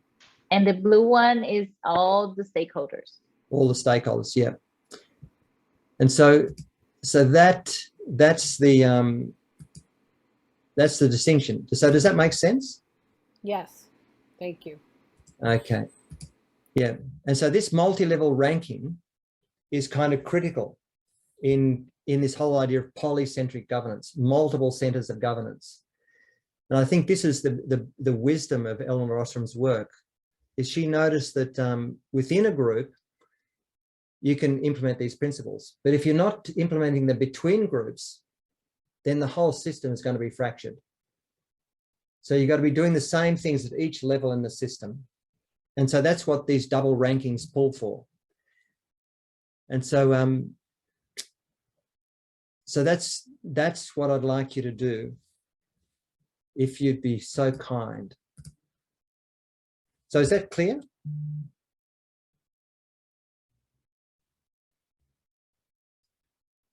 So what we'd like to do now is, if I can just get this stream going again, is, well, we've done the Miro board. We've had a break. Have we got time for breakout rooms, Michelle and Marcelo? Nope. Okay. So as I mentioned, next week, we're going to think about the capabilities we need to undertake our projects, but that'll be next week. What about deep listening? Did you want to do that, Michelle, Namira? Sharing another mirror board. Yep. Mirror board, or actually, let's do it in the Mentimeter. Is it okay? Yep, absolutely. Okay. So So we're what going to would do. like, Yep, please go. go ahead. No, go ahead. Go ahead, then I can open the. Yeah, so what we'd like to do now is maybe this is a better question. Oh no, let's do this one. What would it look like if your people created a culture of mutual trust and collaboration? And maybe can I ask you, what are you learning about the CDPs? So let's put two questions in the Mentimeter. What have you learned about the CDPs, and what would it look like if we created a culture of trust and collaboration?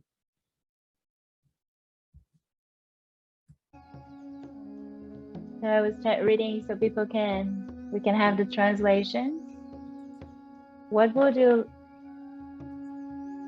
it look like if your people create a culture of mutual trust and collaboration, and what you've learned about the design principles? So Gail, if there was a culture of mutual trust and collaboration in our project in Honduras, then more would get done more quickly and effectively, and with much less conflict. Look like we would all be doing a whole lot less, have more time, and would have more support from the societal infrastructure. This is the only way this is going to happen if we think of the culture as the greater community. Empathic relationships will be created.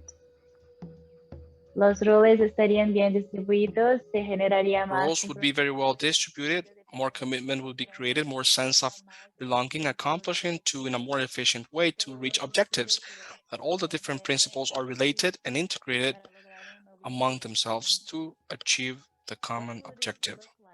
We would start to see a real impact on the wicked problems we are confronted with. People, all living species and the planet would start to heal. Identificar como os princípios estudados estão ou deixam de estar presentes no cotidiano da organização. To identify the studied principles, they are there or they are not there on the day-to-day basis of the organization. To identify how the studied principles are or are not present in the day-to-day lives of the organization, sorry. If there was a culture of mutual trust and collaboration, I think. Following deeply. Okay. Es vital el respeto real, la confianza para trabajar juntos por una misma causa. Lo que aprendí de los principios es que brindan la oportunidad. What I learned from the principles, the CDPs, that they provide the opportunity to continue reflecting what we're doing well, what it's missing, and what we could change.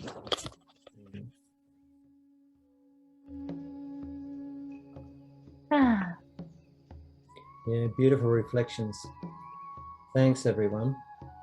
Lorenza, are you speaking something? ¿Está hablando algo? Porque su micrófono está cerrado. Oh, no. Okay. Yeah, that's wonderful. It's I remember when I was first introduced to these core design principles more than a decade ago now. In many ways, it made sense. I mean, this is what Eleanor discovered, that communities who are successfully looking after each other and have been doing so for decades, these are the 8 things that they were doing. And as you can imagine, if a fishing village is doing it compared to children in a classroom, the ways in which they develop purpose and make decisions would be really, really different. And so I think there's huge scope to think about how we can actually do these within different communities and with different people. But the fact that they provide an insight into what it means is really powerful. And in some of my applied work and research, I've seen significant and sustained change emerge as a result of doing the inner work and applying these design principles. very powerful. And generally, you know, if you want a sense, it's like the pulse of a system. And so that H-spoke diagram, I mean, I've seen leaders and team leaders in organizations use those as ready reckoners in the back of their diary. So when they're at meetings, they can kind of just do a quick ranking on what do we have to actually focus on to create more harmony here. And it becomes like the pulse of the organization. And it's wonderful, actually. It catalyzes a beautiful conversation. And generally they have to be, most people have said that if we're rating them around about 8 to 10 on all of them, then things are going pretty well. But it can change overnight. You know, like suddenly if there's a disaster, then your purpose changes in that instant. Like suddenly you've got to think about surviving a disaster and everything else has to change. Okay, so what does equity look like now? And how do we make decisions in this new situation? Or if people migrate in and out of the system, you've got to revisit them all.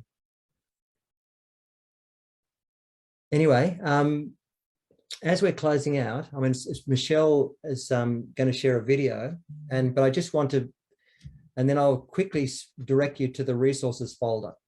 So Michelle, play your video, and then I'll speak about the resources, and we can all say goodbye. All right, so thank you for today and just sharing a little bit what we are having. We had a wonderful meeting with with the organization we're working this year, which is a indigenous tribe who's actually spreading out the community so they can protect the land. And then in this day, we had a couple of professors, the main circle. I know I haven't really done this. Let me see if it's working. So I would like to share a couple of just a little, like not professional video, and hopefully it will work. Such a beautiful video, though. It's when Michelle showed me that yesterday, it moved me to tears, and it did it again just now. It's just amazing. Just beautiful.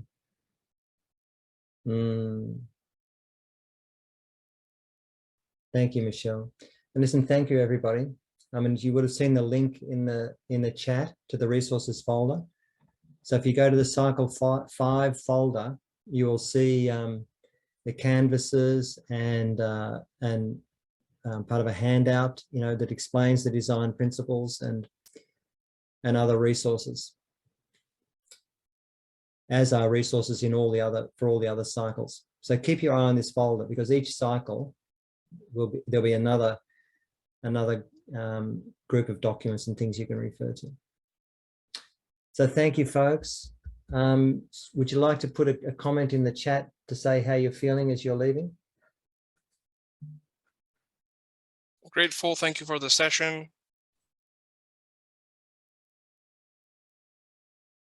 Thank you so much. Muchas gracias. Muito obrigada por tudo, for everything. So it's very good. And let's tell a lot of good stories. Okay. So we'll see you next week, in a fortnight, actually. So go well. Yes. Gracias, muchas gracias. Hasta luego. Adiós. Bye-bye. Adiós.